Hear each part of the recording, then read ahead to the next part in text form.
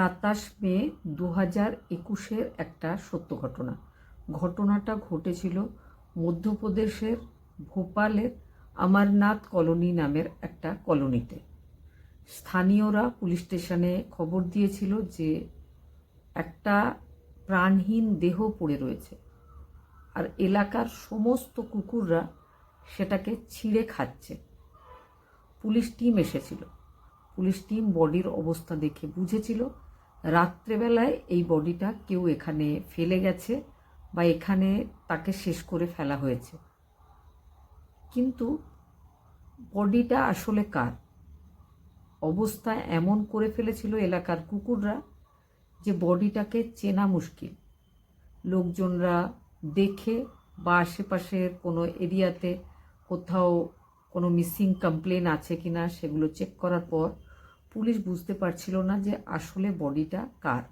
কিন্তু CCTV footage check করলে বোঝা যায় যে গভীর রাতে কোনো স্কুটারে দুজন এসে ওই বডিটাকে একটা নদীর ধারে ফেলে রেখে নির্জন জায়গায় চলে গেছিল। বডিটার যে জামা কাপড় ছিল সেটা কিন্তু তখনও নষ্ট হয়নি।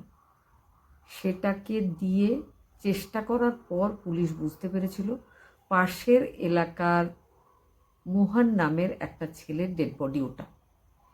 এবার পুলিশ জানতে চাইছিল মোহনের সাথে এই ধরনের ঘটনা কে ঘটিয়েছে। মোহনের যে বন্ধুবান্ধব তাদের সাথে পুলিশ প্রথম জিজ্ঞাসাবাদ করে। তারা পুলিশ টিমকে জানিয়েছিল যে রাত্রেবেলায় 9টা পর্যন্ত সে সেই বন্ধুদের সাথেই ছিল। তারপরে সে নিজের বাড়িতে চলে গেছিল। মোহনের বাড়ির ঠিকানা তাদের কাছে নিয়ে পুলিশ টিম মোহনের বাড়িতে চলে গেছিল। গিয়ে সেখানে দেখেছিল মোহন নিজের বড় দাদার স্ত্রী, মানে মোহন নিজের বৌদি আর বৌদির 2 ছেলে মেয়ের সাথে ওই বাড়িতেই থাকতো। এবার মোহনের বৌদিকে জিজ্ঞেস করা হয় যে মোহন কোথায়। তো সে বলে যে মোহন তো রোজ আমাদের বাড়িতে থাকে না, কখনো থাকে কখনো অন্য কোথাও থাকে। তো মোহনের ব্যাপারে আমরা জানি না, কালকে রাত্রে এসেছিল কিন্তু তারপরে আবার চলে গেছিল। কেন, কি হয়েছে মোহনের ব্যাপারে আপনি এত জিজ্ঞাসাবাদ করছেন কেন? তখন সে পুলিশ বলেছিল মোহন মারা গেছে, কেউ তাকে মেরে ফেলেছে, সেই জন্য আমি তদন্ত করতে এসেছি। এবার সত্যি সত্যি বাড়ির 3 জন, মানে বৌদির ছেলে মেয়ে সবাই অবাক হয়েছিল। পুলিশ রঞ্জিতের স্ত্রী উর্মিলাকে বলে যে আশেপাশের লোকজনের কাছে আমি জানতে পেরেছি যে তোমার হাজবেন্ড প্রায় 5-6 বছর ধরে বাড়িতে নেই। তুমি পুলিশ কমপ্লেন করোনি কেন? বা তোমার স্বামী কোথায় চলে গেছে? তোমাদের কোনো শত্রু আছে কিনা?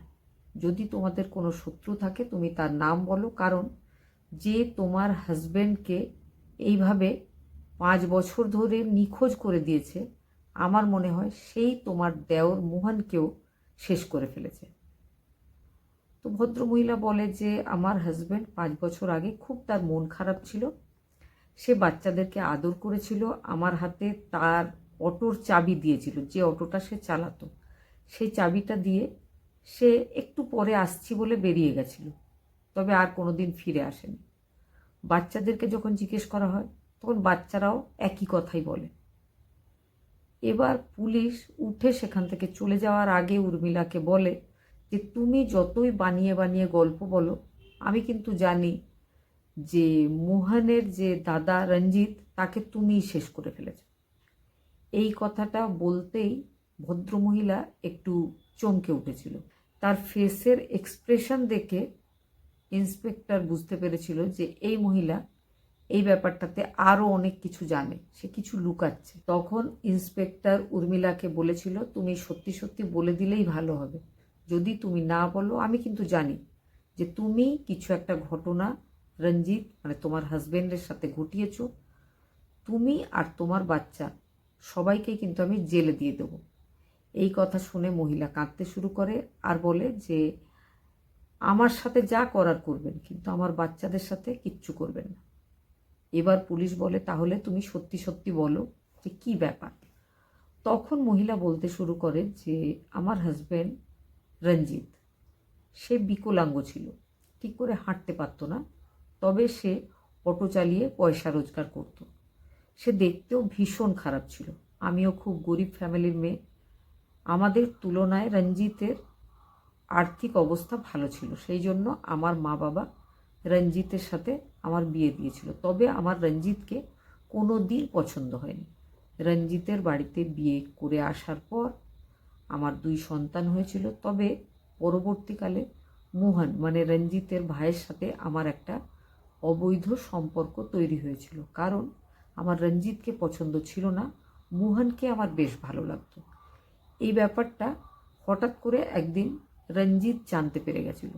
তারপর থেকেই রঞ্জিত আমাকে যখন তখন মারধর করত। শুধু আমাকে না, বাচ্চাদেরকেও মারধর করত। কথায় কথায় আমাকে কথা শোনাতো, আর প্রত্যেক দিন মদ খেয়ে এসে আমাদের 3জনকেই মারত। ঘটনার দিন 2016 সালে 4 অগস্ট রঞ্জিত অটো চালিয়ে বাড়ি এসেছিল। আসার পরে সে অন্য সব দিনের মতোই আবারও মদ খেয়ে এসেছিল, আর নেশার ঘোরে সেই আবার একই রকমভাবে বাচ্চাদের সামনে মোহনকে নিয়ে নানা রকম কথা বলতে শুরু করে, আমার চুল ধরে আমাকে মারতে শুরু করে। কি জানি সেদিন আমার কি হয়েছিল, এতটাই রাগ হয়েছিল যে আমি সোজা উঠে দাঁড়িয়ে তার গলা চেপে ধরেছিলাম। সে নেশাগ্রস্ত ছিল, সেই জন্য সে মাটিতে পড়ে গেছিল, নিজেকে সামলাতে পারেনি। আমি পাশে রাখা হাতুড়ি দিয়ে তার মাথায় আঘাত করেছিলাম। সে মারা গেছিল। আমার বাচ্চাদের সামনেই আমি এটা ঘটিয়ে ফেলেছিলাম। এবার বাচ্চারা আর আমি বসে বসে ভাবছি যে এবার কি করব। তখনই আমার দেওর মোহন চলে এসেছিল। মোহনও ব্যাপারটা দেখে, সেও চমকে ওঠে। সে বলে যে এবার কি করা যাবে। মোহন তখন একটা বুদ্ধি দিয়েছিল। আমাদের বাড়িতে একটা ঘর তৈরি হচ্ছিল, আর একটা সেপটিক ট্যাঙ্কের জন্য গর্ত খোঁড়াই ছিল। সে বলে যে এই বডিটাকে এই গর্তে ফেলে দেওয়া হোক, বাইরে কোথাও নিয়ে যেতে গেলেই কিন্তু তুমি ধরা পড়ে যাবে। আমরা সেটাই করি। সেপটিক ট্যাঙ্কে রঞ্জিতের বডিটা ফেলে দিয়ে মাটি চাপা দেওয়া হয়েছিল। নেক্সট ডে যখন মিস্ত্রিরা এসেছিল তখন বলা হয়েছিল যে এই জায়গাটাতে সেপটিক ট্যাঙ্ক করব না, এই জায়গাটাতে একটা সুন্দরভাবে মেঝে করে দাও, আর সেপটিক ট্যাঙ্ক হবে আর একটু দূরে। সেটাই তারা করেও ছিল। তারপরে এতগুলো বছর কেটে যায়।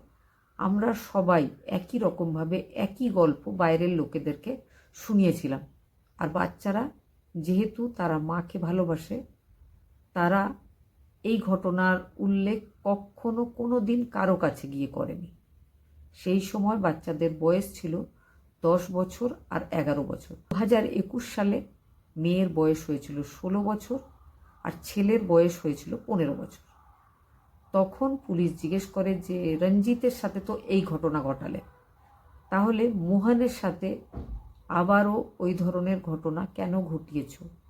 এই কথা বলতে মহিলা কিন্তু আর মিথ্যা কথা বলেনি।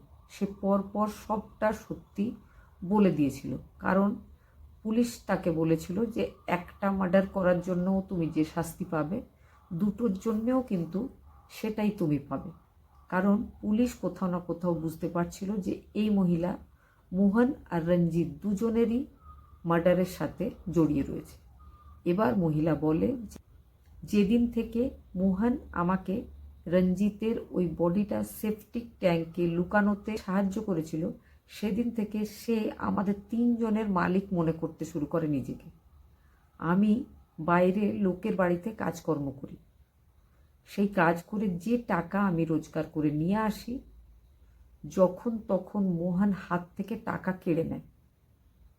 বিরোধিতা করলে মোহন বলে যে এই সব কথা যেগুলো আমি লুকিয়ে রেখেছি সবাইকে বলে দেবো, তোমাকে জেলে পাঠাবো, তোমার বাচ্চারাও সঙ্গে জেলে চলে যাবে।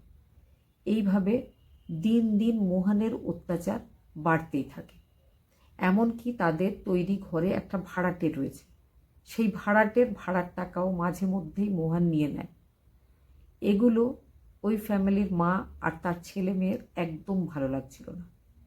ইদানিং কিছুদিন ধরে মোহনের বৌদি উর্মিলা লক্ষ্য করেছিল মোহন কাকা হয়ে নিজের ভাইজি 16 বছরের ভাইজির ওপরে খারাপ নজর রাখছে। এই ব্যাপারটা মা হয়ে সহ্য করতে পারেনি উর্মিলা। উর্মিলার ভীষণ রাগ হয়েছিল মোহনের উপরে। ঘটনার দিন উর্মিলা বাইরে থেকে কাজ সেরে ফিরেছিল। এসে দেখেছিল তার দেওর, তার মেয়ের কাকা মেয়েকে জোর করে কিছু একটা করতে বাধ্য করার চেষ্টা করছে। ব্যাপারটা সে সহ্য করতে পারেনি। সে লাঠি দিয়ে মেরেছিল মোহনকে। তার সঙ্গ দিয়েছিল তার ছোট ছেলে। সেই সময় কিন্তু মোহনও নেশাগ্রস্ত ছিল। প্রচুর মারধর করার পর তাদের একটা ঘরে একটা ভাড়াটে ছিল।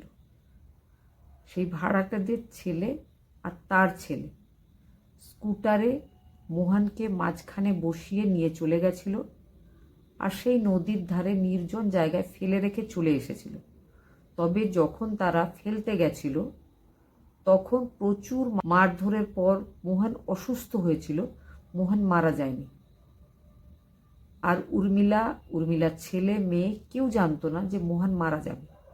তবে মোহন নিজের ভাইজিকে যে খারাপ নজরে দেখছিল সেই ব্যাপারটা তার মা সহ্য করতে পারেনি। তাই জন্য মোহনকে সে প্রচুর মারধর করেছিল। পরবর্তীকালে সেই মহিলাকে জেলে পাঠানো হয়। 2024 সালে লোয়ার কোর্ট থেকে তাকে আজীবন কারাদণ্ডে দণ্ডিত করা হয়েছে। আর তার 16 বছরের মেয়েকে বিদিশার একটা হোমে পাঠানো হয়েছে। আর তার 15 বছরের ছেলেকে ভোপালের একটা হোমে পাঠানো হয়েছিল সেই সময়। কিন্তু তার মা আজীবন জেলেই থাকবে। মায়ের সাথে ছেলের আর মেয়ের থাকাটা আর কোনো দিন সম্ভব হবে না। ঘটনাটা শোনার পর কী মনে হয়েছে অবশ্যই কমেন্ট করে জানাবেন।